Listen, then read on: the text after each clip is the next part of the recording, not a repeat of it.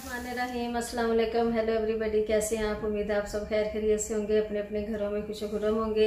अल्लाह ताला आप सबको अपने मान में रखे, आमीन सुम्मा आमीन। अल्हम्दुलिल्लाह मैं भी ठीक हूँ, मेरे बच्चे भी खैरियत से हैं। मुझे और मेरी फैमिली को भी अपनी दुआ में याद रखिएगा। तो एक नई अफ्तारी के साथ, रेसिपी के साथ, अफ्तारी वाली रेसिपी के साथ आपके सामने हाजिर खिदमत हूँ। आज आपसे क्या शेयर करना चाह रही हूँ जी? Thank you so much. सबसे पहले तो आपका थैंक यू कहना है मुझे, क्योंकि एक्सक्यूज कीजिएगा, थोड़ा सा रोजा तंग कर रहा है, इस वजह से शायद ऊपर नीचे अल्फाज हो रहे हैं। लेकिन यह है कि सबसे पहले आपका सबका थैंक यू कि मेरी वीडियोस को वॉच करते हैं, पसंद करते हैं और लाइक करते हैं, शेयर भी करते हैं। आप सब, अल्लाह ताला आप सबको बेहद कामयाबी अता फरमाए। और आज जो शेयर करने जा रही हूँ आपके साथ रेसिपी, वो है दही बड़े या दही भल्ले। दोनों तरह से इनको प्रोनाउंस किया जाता है, लेकिन वो तो होते ही हैं, बेसन के तो हर कोई बनाता है। लेकिन आज मैं माश की दाल से बहुत अच्छे यमी से बहुत सॉफ्ट बनाने जा रही हूँ, बहुत हेल्दी भी हैं। तो देखिएगा, मेरे साथ रहिएगा।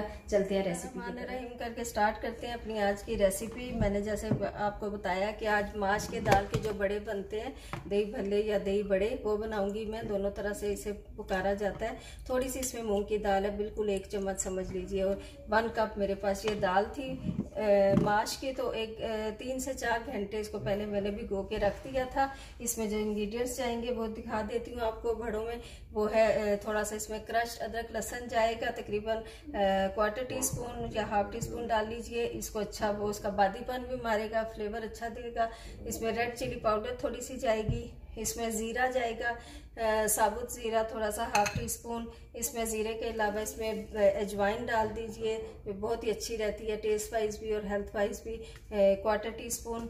और उसके अलावा जब हम रेडी करने लगे बड़े, तो उससे थोड़ी देर पहले इसमें हमने थोड़ा सा 1/4 टीस्पून बेकिंग सोडा ऐड कर देना है। उसके अलावा इसमें जाएगा सॉल्ट, तकरीबन 1/2 टीस्पून।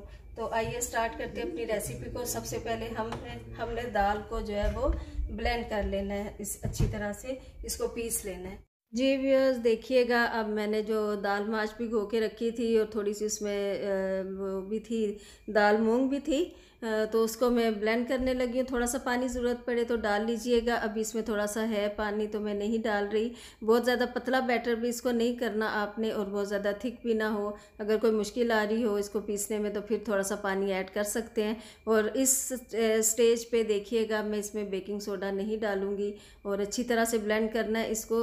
बेकिंग सोडा कब डालना है मैं आगे जाके आपको बताती हूँ। और ये देखिएगा कि अच्छी तरह से इसको विस्क करना है, थोड़ी सी जान लगानी है। और ये साथ क्यूमन सीड्स हैं। जितना ये फाइन पेस्ट बनेगा ना, उतने ही अच्छे यमी इसके बड़े स्मूथ बनेंगे ना।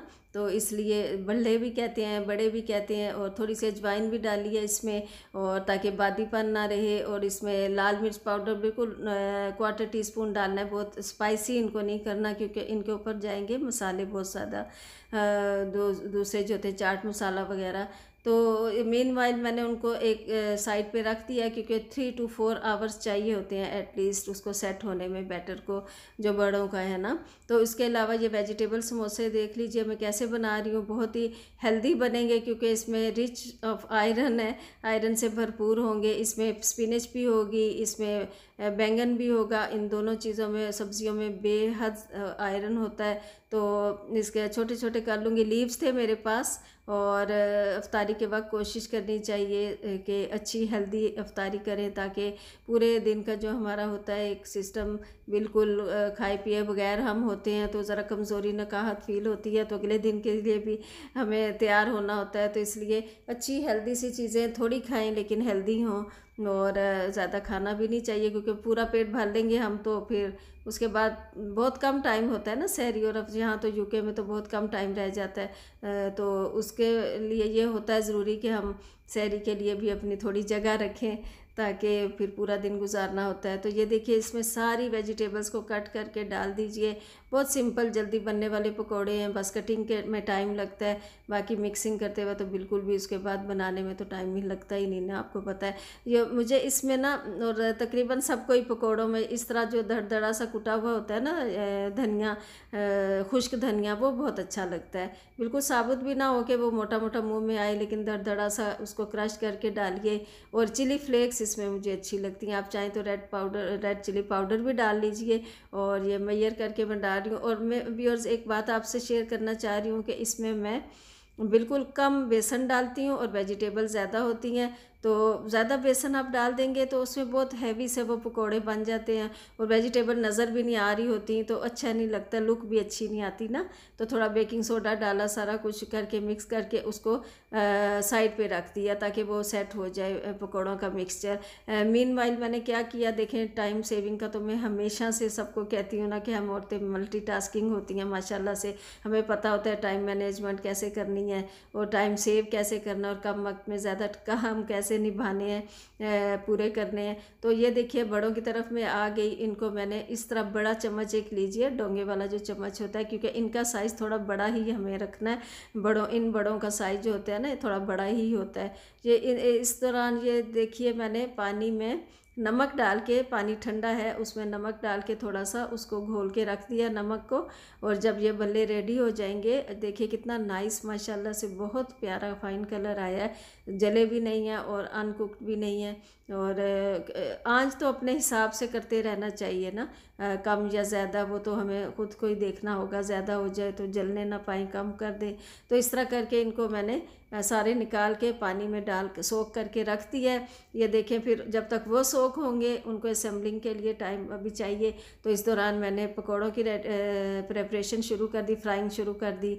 और ये देखिए बिल्कुल नॉमिनल से इसमें होता है बेसन, आप चाहें तो ज़्यादा डाल सकते हैं, लेकिन आप एट द एंड आप देखिएगा बहुत अच्छे इनकी शक्ल निकल के आएगी। और जब तक पकौड़े साथ फ्राई हो रहे हैं, ये देख लीजिए मैंने ये कर दिया है, इसको बल्लों को करके रख दिया है, अरेंज करने लगी हूँ इनको, उनको बल्लों को मैंने पानी से निकाल के रख दिया, प्रेस करके उनका पानी निकाल दिया है। और उसके ऊपर दही को थोड़ा सा पतला करके तो मैंने डाल दिया उसके ऊपर। और थिक दही भी आप डाल सकते हैं, लेकिन मुझे ज़रा पतला ही पसंद है। और देखिए चाट मसाला और अच्छी तरह से डिप कर देना है योगर्ट में उसको। और क्या नाम है, ऊपर चटनियाँ डाल देनी है सारी की सारी, सॉसेस।